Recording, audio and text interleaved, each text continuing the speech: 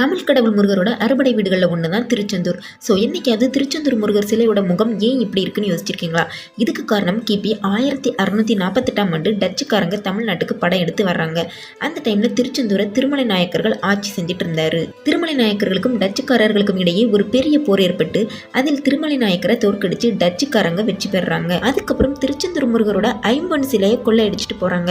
அப்படி போகும்போது பெரிய அளவில் மழையும் கடல் கொந்தளிப்பும் ஏற்படுது. ஸோ இந்த முருகர் சிலையோட பவரால தான் இப்படி நடக்குதுன்னு பயந்து போய் அந்த சிலையை கடல்ல போட்டுட்டு போயிடுறாங்க.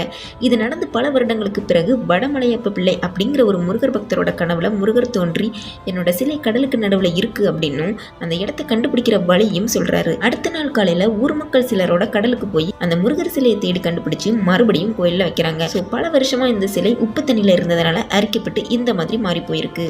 உங்களில் எத்தனை பேருக்கு தமிழ் கடவுள் முருகரை ரொம்ப பிடிக்கும்னு மறக்காம கமெண்ட் பண்ணுங்க.